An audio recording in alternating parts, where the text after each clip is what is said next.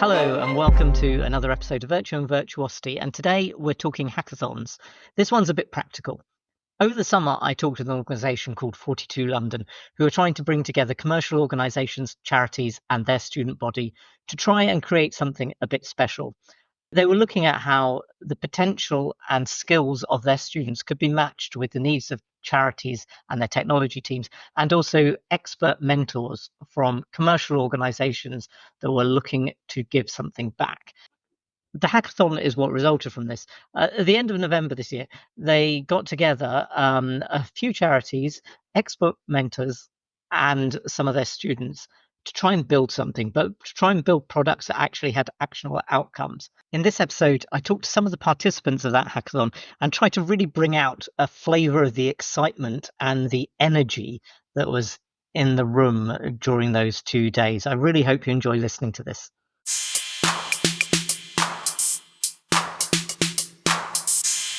So I'm joined by Bara from 42 London. Hi, Bara. It's great to see you. Great to see you.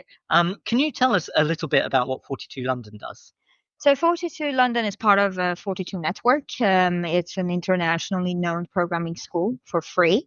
The model is on a peer-to-peer philosophy, so there is no tutor, workshop, or let's say hourly classes. Students can get online and apply for it. So then they could do a game test on there, and you don't need any background in tech. If you're curious enough to learn tech, that's enough. Then you get into the PC, which is the pool, the selection pool, about 100 to 150 join each pool. After that, it's like a series of exams and tests that goes on automatically, all gamified on a system. You can come in 24/7, manage your own timing and project, and set your own pace. Once you survive that PC, you get into the core curriculum. After that, again, is sort of a set of projects that you do with your other students. You do individual projects. There are exams that can be set. Even with exams, students can book their exams. They can book their time, and they can come at any time it's set for in the school and take the exam. And they can also set their pace on when they would be formally graduated. They only need to spend at least 14 to 15 hours per week, but this is like spread throughout the week if they want to graduate within 2 to 2.5 years. But we have had students that could take on for another 3 to 4 years, and we know we don't push anyone to graduate fast or less. So it's all on the students, and it brings them together. And what we do, we make sure that not only the community is connected together, not only do they have a best space to be here with all the games and kitchen and food, but also programs that can connect the 42 students together, like hackathons and the current Buildathon that is happening.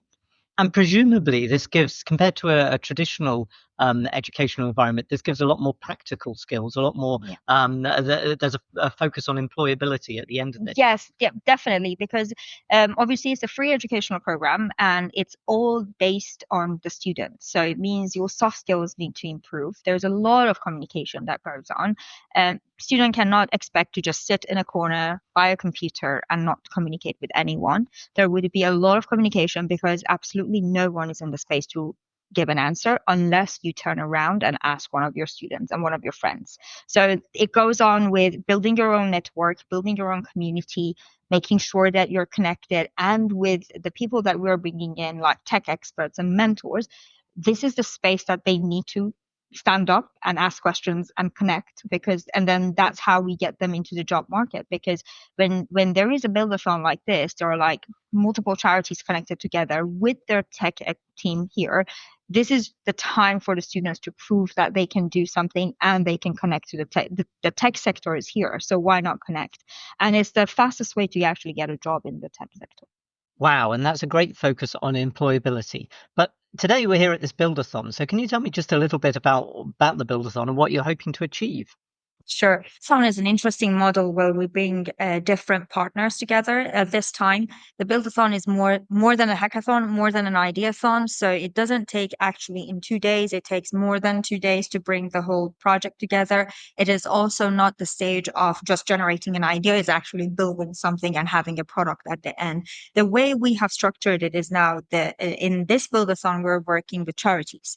So big charities like Anthony Nolan, the British Red Cross, small example, Peace Trust, Shannon Trust, Chain, multiple of those that can be seen on our website. But then we bring the mentors from the tech field, mentors from BT, mentors from Polkat. We have different mentors from different sort of industry intakes, and then our students, plus the London Interdisciplinary School and the LUFO students. So 3 educational program, charity program, and then the mentors.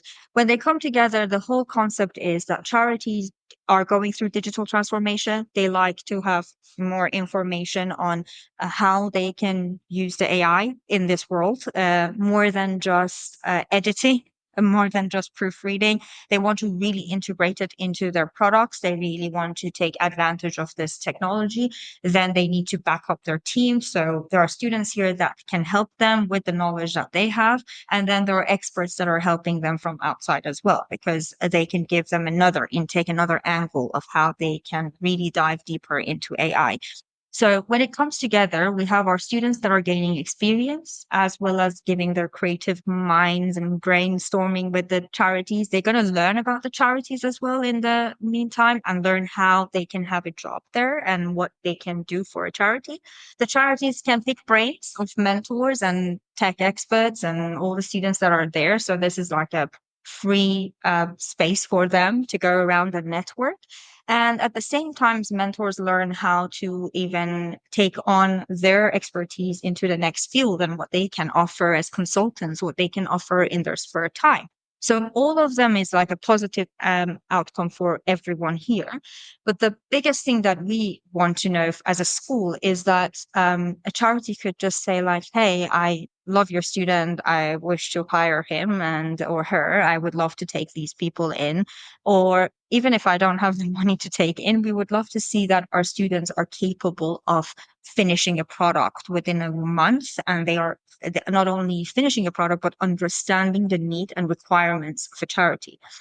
The additional skill set that this brings is that charities are on the ground and they have a lot of soft skills that they can transition to a tech expert. So tech, especially our students, are really into coding, and they sometimes forget that you need that connection. You need to have empathy. You need to know where your knowledge is going. Why are you building this product? The good thing with charities is that they always bring that why back. Like they always bring you like grounded, like here you are, this is why we're doing it, and never forget about the actual mission. So yes, you can go dive deep into tech, but we can hold you back a bit and tell you like, hey, don't forget about the beneficiaries, don't forget about your community, don't forget about your group. And that's something that we cannot put even a price on it. It's something that it has to come with unexpected networking and unexpected connections, where you just put people in one room and let them talk with all their experience they have. And I'm sure that right now, even in the room, many of our students are wowed with the fact that I can do this product for British Red Cross, and British Red Cross can tell me like, hey, this is actually what happens on a day when it floats. And did you know that? And you get like, it's like, wow, I didn't know like people can live in this sort of situation and this product can really help them. At the same time, you talk to Anthony Nolans and they're looking for more people to take in and they want to sign up more people. And then there are students. Our students are the age group that they can take in, and some of them didn't even know what Anthony Nolan does, and now they know about it. Beside tech, like what are they actually doing? And so there's a lot of good thing happening, and we need the tech people to learn about it as well. Bara, you touched on something there which a lot of our charity listeners might know intrinsically, but might not have really picked out. You were talking a bit about how the charities have this connection to the cause, this engagement from top to bottom, right from the chief exec right down to the person working on, say the IT service desk or something like that. That people really understand what the charity does, why it does it, and how it does it, and that perhaps that knowledge doesn't exist as often in commercial organizations. And then when you've got a student where you're teaching them about coding, but you're also trying to teach them about the soft skills, about the analysis, about the really understanding the bigger picture of the problem, that coming into a charity is an environment where they can get a much better connection because it's there across the organization in a way that perhaps it isn't in more commercial organizations. So Bara, I really like that. But I'm going to leave it there now. Thank you very much. We're now joined by Bronwyn Kunhardt. Bron's really been instrumental in organising this Buildathon today. And we talked quite a lot about this. So, Bron, it's absolutely great to have you on. Hi, Stuart. Well, so this is really great. I'm so glad you invited me along. It's such a buzz here. Yeah, well, I mean, you and I have been talking about how we can engage with charities at 42 London for quite a while. So Yeah. yeah, and this is kind of what's happened. This is when it's all turned into Yeah. reality after months of planning, which you've put in. I'm not going to take any credit for that. Literally, I just showed up in August and did some talk about it. So I've talked to lots of people from the charities, from for the students, and also some of the mentors and the people from Anthropic. There's a really good vibe of getting people together and being creative. There's a very good creative vibe. Um, is that what you're hoping to get from it, or is there more? What were you hoping to get from this? So for the charities, what we want is to go beyond, ideating in a hackathon. We realized quite quickly early on that there was more that could be done in a world of AI that got closer to delivering ROI, really. So for the charities, because they're so time strapped and resource strapped, to be here for 2 days, they really needed to be working on something that they genuinely feel is going to change the trajectory of their operating model, or is going to release frontline staff back to doing the work they're supposed to do without admin, or is going to open up new funding opportunities. So their energy is here because they really know why they're committing the time to do this.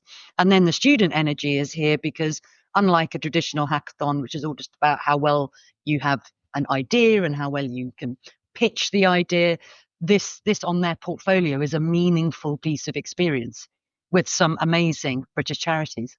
Yeah, and it varies, I think, between the size of the charities involved. I spoke with Friends of the Earth and Anthony Nolan and British Red Cross, all quite large charities, and then also speaking with Chen, who are much smaller. They're tiny, really, in comparison, and the ability to connect what they're doing with the technology and with the people and to learn from it, I think, is really helped. Yeah. But what I'm expecting is the smaller charities will find it an interesting thing to learn from and see they can actually probably move forward with things more easily. The larger charities will probably struggle a little bit to embed this into their day-to-day working models. Have you thought about that?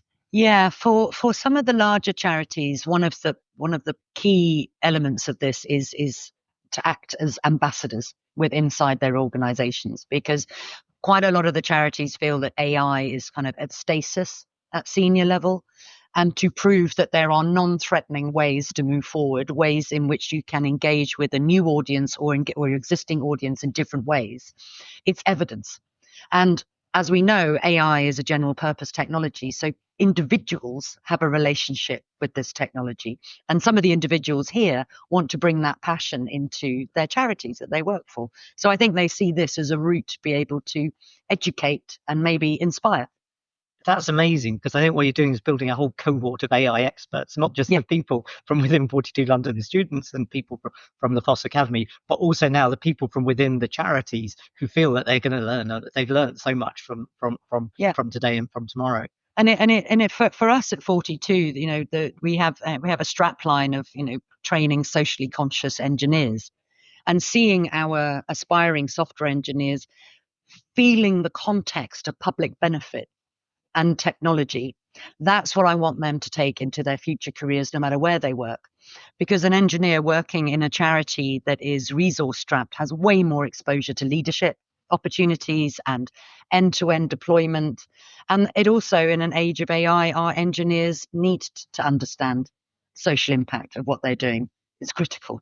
So this is just one of many things we're going to be doing with charities in the future to enable our students to have that social impact, public benefit mindset. That's great. And I was going to ask about the medium term, the longer term. So we've got a real buzz, lots of things happening here. When you do hackathons, buildathons, without exception, they're always really enjoyable on the day. But then 6 months down the line, what are you hoping people will be able to look back and see that's come from this? Yeah, so we will be continuing to support the charities through December, through aftercare, because there's some integration work, there's some debugging to do and things like that. We have an invitation to go to the House of Lords in the first half of next year with charities who have taken the idea and experienced either expected or unexpected ROI from them. And the reason to do that is to show and talk about the fact that charities don't have the funding for the training for AI and the frontier technologies. They don't have the right structures to be able to really capitalize on what these new technologies can do, and basically create a bit of an agenda for 42 London and for the charities to say these kinds of models, practical, applicable ways that people can work together using technology, is part of the future. So this is really building an AI workforce for the third sector. Yeah. Which is an astounding thing to be trying to do. Yeah. And if you succeed at this, it'll be some of the things that I've been trying to do. You'll really have managed that the rising tide that lifts all boats, because you will have been not just one charity you'll be helping across a whole sector, and that will make such a big difference to the impact those charities can have. Yeah. So, well, Braun, it's been absolutely fantastic to have you on, and good luck with the rest of the hackathon. Thanks, Stuart. Thank you.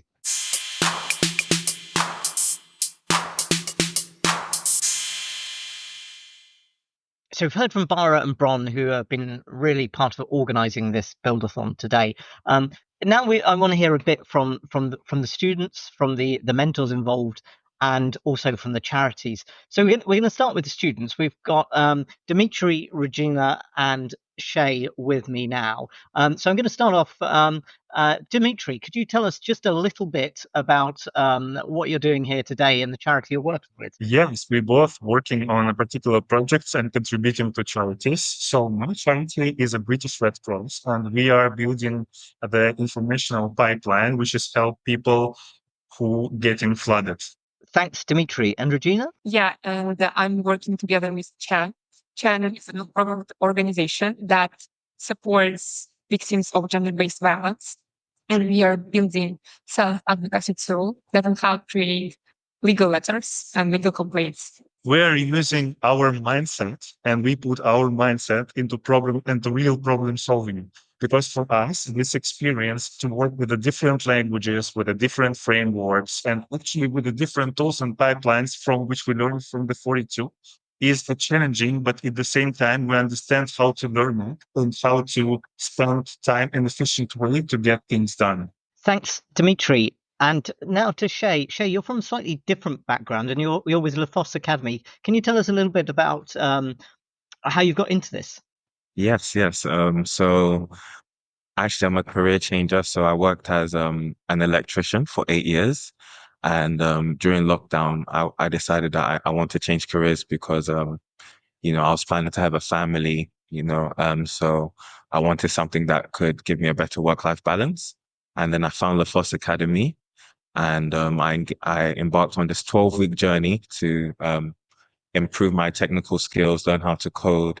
And then after that, I did a 1-year placement at Tate and Lyle as a data analyst / scientist. And since then, I've been looking for my next opportunity. And then this Buildathon came up / hackathon. And, I thought it would be a really great way to put myself out there, get some exposure and network, and also just learn from other people in the tech industry. That's great. And is there one particular charity that you're working with that's Buildathon? Yes, I'm working with British Red Cross. Okay. And what are you bringing to their challenge? Oh, it's a really amazing application that will help many people. So it's to help people who are in danger of flooding to be able to get the right information in a concise way. There's so much information on the internet, and it can be overwhelming for many. And in that kind of a state where flood is imminent, you want to be able to get the information that you just need in a very concise way. And this is what this app will do in the form of a chatbot. Okay, that's brilliant. So it's using Gen AI, it's using the chatbot, and you're presumably bringing also your knowledge of data analytics, data science. Exactly. So I'm working on the back end with the generative AI side, so helping to build the pipelines and get the right information all into a document so that we can ensure that the information that we're providing is accurate and there's no misinformation.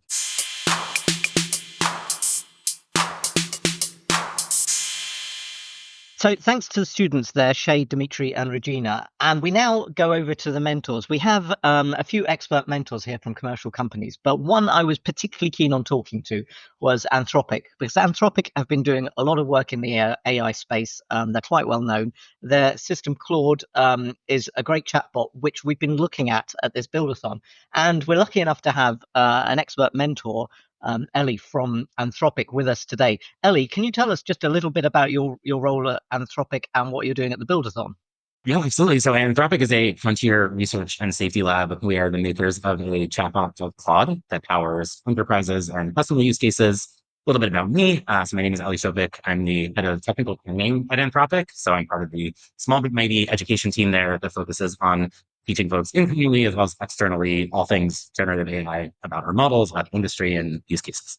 But Ellie, you're going to be working really hard over these next 2 days, I think, because surely if you've got a whole load of folks from charities who probably aren't familiar with Anthropic and Claude, and they're trying to get up to speed, and also you've got some students involved, surely this is an uphill struggle. So I think there are two things that are really exciting about what we're doing. One is that the underlying code to make these chatbots and so on happen is relatively minimal. So we have folks that maybe are just learning a little bit about coding or have a couple months of experience or so on. And even with just that limited amount of experience, they can really start building meaningful things. So the accessibility of the technology makes it really exciting for folks to just get up and running. And at the same time, there's also just a tremendous amount of excitement from these individuals building things. So there's a lot of just it's kind of like an aura in the room a bit of everybody is just trying to build something, move some mission forward with a technology that is quite accessible. So I would say that there's quite a bit of excitement and I'm excited to see what they come up with. So really fantastic technology, easy to learn, but we're working with charities who deal with a lot of vulnerable people here.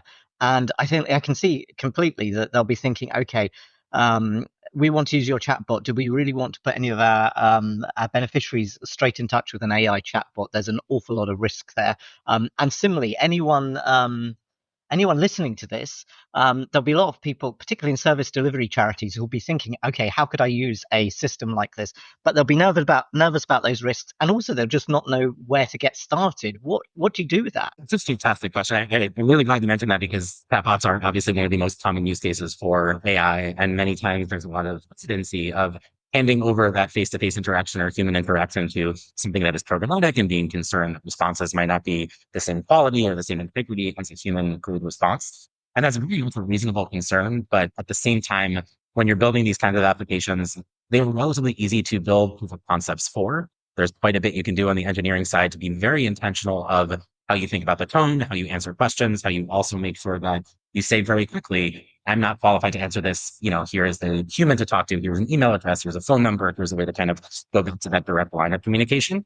But at the same time, you can tremendously scale things like your customer support or interactions by leveraging these tools with a relatively minimal amount of engineering. So there are many different use cases that have been out there. There are many different tutorials and videos and so on from many different providers for how to just get up and running. And what I would encourage anyone that is either on the fence or unsure about where to go is to think about building a proof of concept, whether that's with really wise students at a hackathon or spending just a couple of days trying to get something up and running to then determine if it's going to be the right use case. So I think there's kind of that small leap of faith that you need to take, but something you can do with a relatively minimal amount of engineering.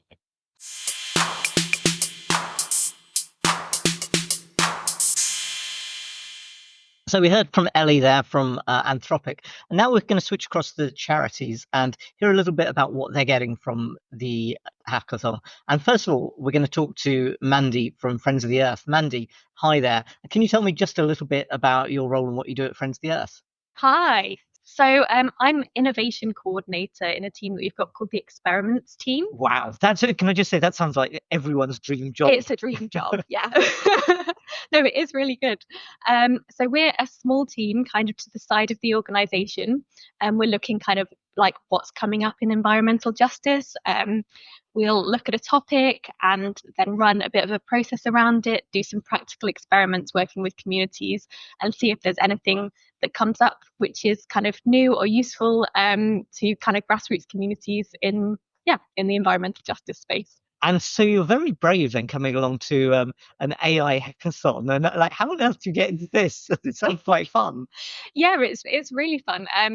Well, some members of my team are really interested in the AI space, and kind of looking at developments, looking at how to create kind of ethical guidelines around AI, but also how to kind of use it on the ground and whether it is something that we can use in the environmental sector to our advantage. So it's really that kind of position of let's play around, let's learn, and let's also kind of get abreast of all of the kind of issues around that as well. So from everything I know about charities and everyone I've spoken to, that idea of just trying to build up some knowledge on AI is so good because so many organizations are a bit scared of it and a bit nervous and are just like the rabbit in the headlights, not doing anything. So anything you can do to build up your knowledge internally, I think is really good. Even if you don't quite know where you're going with it, just experiment a little bit.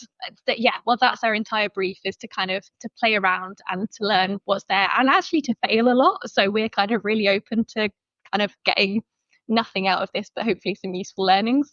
And that's what the core of a hackathon is about, really, is that trying stuff, seeing if it works, being prepared to fail. And I know they called this one a buildathon, not just a hackathon, a buildathon, because they're actually trying to get some products at the end. So is there a product that you're trying to build here or something you're trying to do? Yeah. So a lot of our work is about bringing groups of people together to try and take collective action.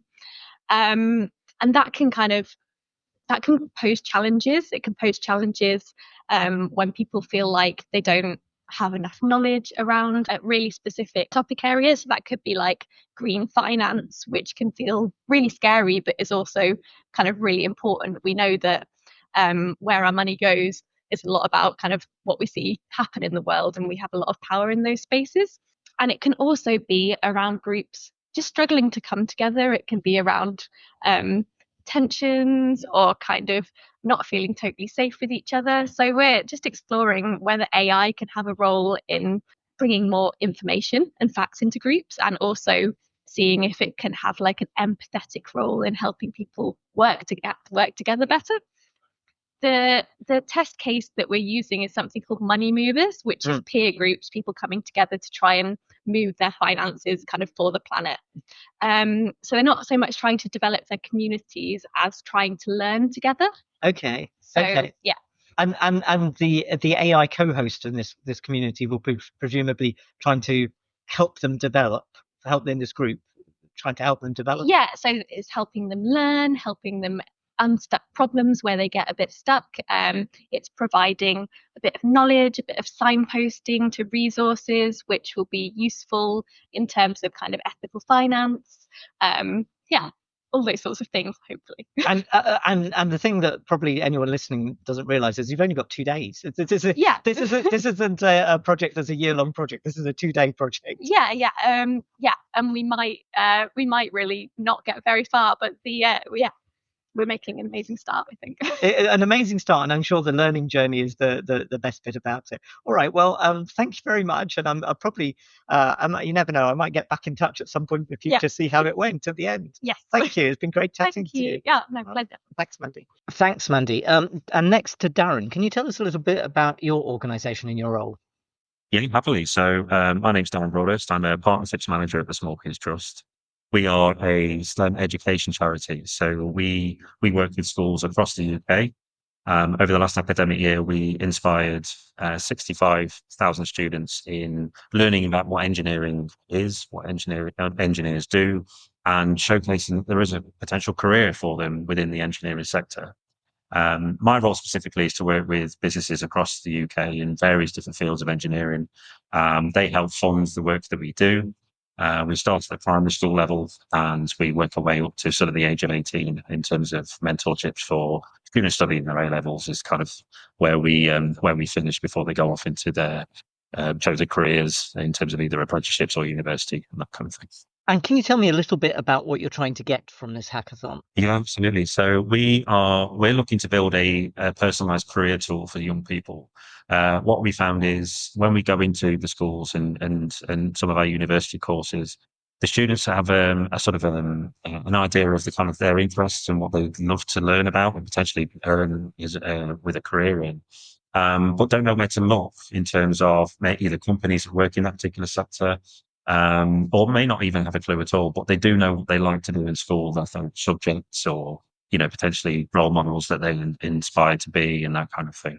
So what this tool is going to do is listen to their choices, very much a personalized tool, and then it will suggest recommendations on, everything from, say, for example, they enjoy coding at home, then it will suggest software engineer, but it will also suggest potentially other careers that have software needed because they may just see a very single track in terms of where they could go. This tool aims to say, look, engineering is very broad. There are lots of careers within engineering, and your background, your skill set could be very valuable in these particular sectors. And then there'll be companies that may have apprenticeship programs or potential sort of opportunities for work experience and that kind of thing. And it's always going to help them guide from there. So, but then over time, it's going to build, develop, we'll have more information as and when we get it, work with new and different partners.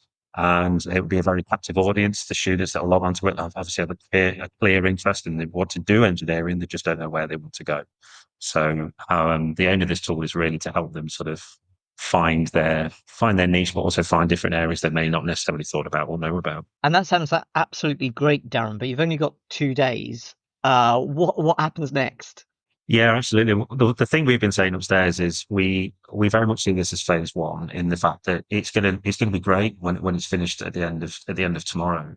But we know that this can be bigger and better than what it will be today, and that's the whole point of engineering, isn't it? You have an idea, it's great, but we can always build on that and make it bigger and better than what you may have necessarily imagined it could be. And that's what the aim of this tool is going to be. And we've already been talking on things today, such as if a young person really wants this particular career and they found their niche and they're really passionate about it, but they're potentially maybe quite nervous when it comes to things like interviews. This talk is going to help them with guidance and tips and advice and, such things as, showcase your passion when you're in the interview. Do you read any publications about the industry you want to work in? Show your knowledge and obviously be yourself. They're great tips like that. But, there are very specific things that companies look for, and we can ask those companies to bring those to the tool. What do you look for when you interview a young person? What do they need to showcase to you in order to get a role within your company? And the tool can help them do that. So it's very much sort of, guiding and helping young people as much as showing their potential careers for us. Thanks, Darren. And I guess good luck. And I'd love to hear more. No, thank you for your time. Appreciate it. So now I'm joined by Ellie from Chen. Hi there, Ellie. Hi. Could you tell me a little bit about Chen and what you do at Chen? So at Chen, I'm a software engineer. So my role is to create the solutions, find the tech behind the solutions, and to work out how best to make it in an affordable and in the best way, really. So if someone on my team come to me with a problem saying I want to make this a service, for example, Bloom, I would help them spec out tech, help them understand how long that would take to build, and the best way to do it. And we have some tech people who listen to this podcast. So what sort of languages or platforms do you use for your development? So primarily at the moment, Chen is a content-based app, so we don't have to have a hugely complicated tech stack. So when we don't need to use custom technology, we won't, because that's a little bit more sustainable. So for some of our sites, we use Webflow. So that's really quite customizable, but not too difficult to get your head around. For some of our apps that are more custom, for example, Bloom, that is mostly TypeScript, Next.js, Nest.js, Postgres, those sort of toolings. And so having a skill set like that is absolutely perfect to come along to something like this Buildathon, because here we've got some expert mentors from places like Anthropic, and you're trying to build something here, I think. Can you tell me a little bit about what you're trying to build? So this tool is a generative AI tool that will create letters, and it will automate the process that a lot of people behind who advocate for survivors would do. So, for example, a colleague of ours used to work in a rape crisis centre, and they had to generate a lot of letters of complaint to police forces because they felt that the case of the survivor was not handled correctly, timely enough. Perhaps they were maltreated within those institutions. So that is quite a repetitive, time-consuming process, and we're looking at seeing if we could make that much more easy and, if possible, give time back to those who are advocating for survivors. And hearing that, there'll be a lot of organizations who think, oh, great, that's the sort of thing that we could be doing. But they'll be very nervous because they'll be thinking, okay, there's a combination of generative AI there and also vulnerable people, and also in a world of quite legalistic elements as well. And those three things added together sound like big risks. And I think a lot of charities would be quite nervous. How are you handling that? So we are nervous, of course, but I think the way we're looking at it is if we set very strict parameters around what we can or can't do. So at the moment, like we don't think the end result of this product would be able to be sent straight off. It would need someone behind it to review and to ensure that it's quality controlled. So in the first instance, we would build this out for professionals who then can take some of the boilerplate out of the work and basically give them back time. All they would have to do is review, maybe make a few edits. So in the end, it has been checked. What we wouldn't feel comfortable at this moment in time is to give this straight out to survivors, because ultimately a lot of these complaints don't go anywhere. So we don't want to give them false hope. But what this can do is, given in the hands of the right people with the right expectations, it can save time and hopefully give time for other things. Yeah, and that's a really, from the organizations I've spoken to, that's a really good journey to go on, where you're not trying to take the big scary leap. You're just trying to take some steps along the journey to build some maturity. And it's very much like digital assistants. You used to be when charities wanted to work in a digital way with their beneficiaries, but they didn't just want to connect the beneficiaries straight away to the digital system, which I think is what your organisation has done. But so lots of the larger organisations who are on that journey realised that the way to get there was to have their staff person as the middleman, really, as between the person they're trying to help and the IT system, have them as a sort of using it as a digital assistant, and it still gave them huge economies of scale because they could work a lot quicker, and it gave them a better way of working. And I think I'm guessing from the way you're nodding, this is very much what you're hoping, is that you'll be able to save time, and which of course saving time for an organisation like yours means that you can help more people.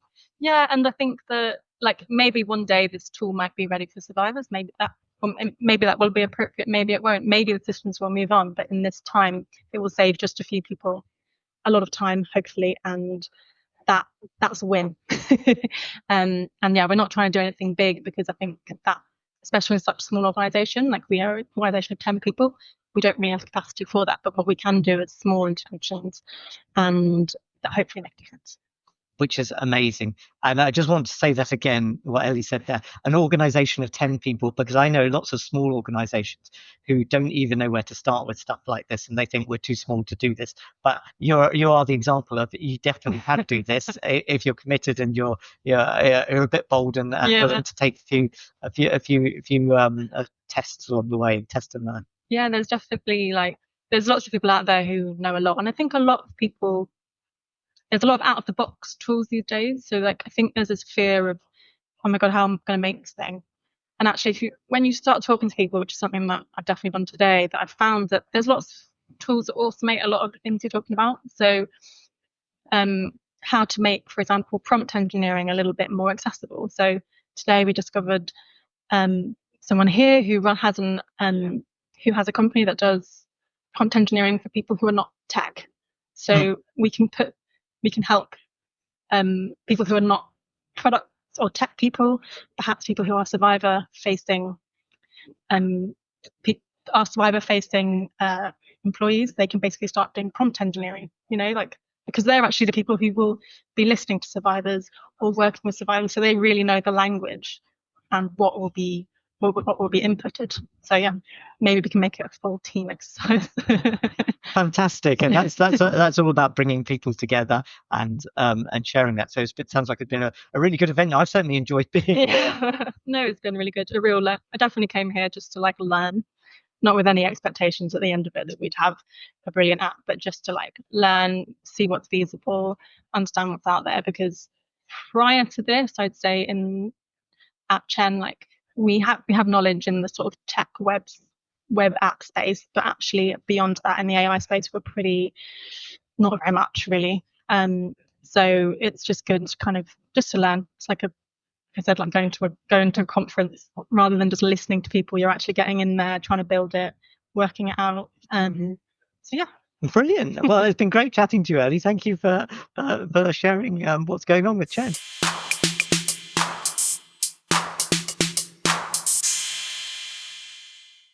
So a bit of a different episode there today. I so much enjoyed recording that, and I'm really, really hoping to hear some more about how some of those projects have progressed and the enthusiasm from Bara and from Bronwyn about trying to get this event organised was massive. So I think we've got something really interesting that's building there. Watch this space. We're going to take a bit of a break now because it's Christmas.